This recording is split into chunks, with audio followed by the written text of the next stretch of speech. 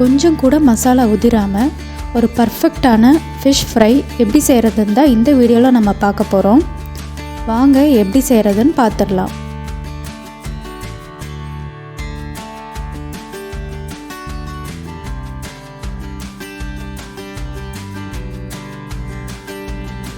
Welcome to our channel SK foodies.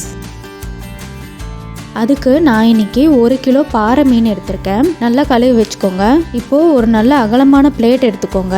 இதில் 1/4 table spoon மஞ்சத்தூள், 2 table spoon chilli powder சேர்த்துருங்க, 1 table spoon அரிசி மாவு, 1 டேபிள் ஸ்பூன் கார்ன்ஃப்ளவர் மாவு, 1 டேபிள் ஸ்பூன் மைதா, 1 table spoon கடலை மாவு, அப்புறம் 1 டேபிள் ஸ்பூன் கரம் மசாலா சேர்த்துருங்க. அதுக்கு அடுத்தது 1 டேபிள் ஸ்பூன் மல்லித்தூள் சேர்த்துருங்க. இப்போ கடைசியாக 2 டேபிள் ஸ்பூன் இஞ்சி பூண்டு பேஸ்ட்டை சேர்த்துட்டு நல்லா எல்லாத்தையும் கலந்து விடுங்க. இப்போ இதோட 1/2 டேபிள் ஸ்பூன் குக்கிங் ஆயில் சேர்த்துருங்க. இப்போ தேவையான அளவுக்கு உப்பு சேர்த்துருங்க.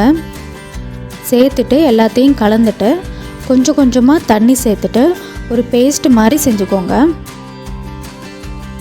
இதில் நம்ம ஆயில் சேர்த்தனால மசாலாலாம் கொஞ்சம் கூட பிரியாமல் இருக்கும்.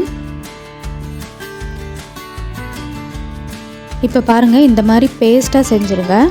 அப்போ தான் மீனில் நல்லா மசாலா பிடிக்கும்.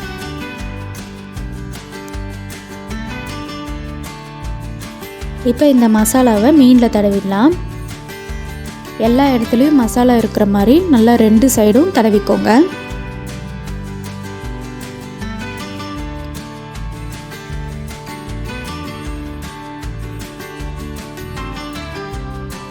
இப்போ எல்லா மீன்லேயும் மசாலா தடவியாச்சு.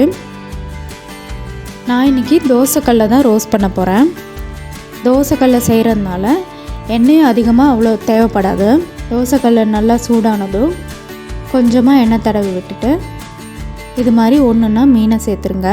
3 நிமிஷம் போல் ஸ்டவ்வை மீடியம் ஃப்ளேமில் வச்சு 2 சைடும் நல்லா கோல்டன் ப்ரௌன் ஆகிற வரைக்கும் வச்சு எடுத்துருங்க. பாருங்கள், மசாலாலாம் கொஞ்சம் கூட பிரியாமல் சூப்பராக வந்திருக்கு.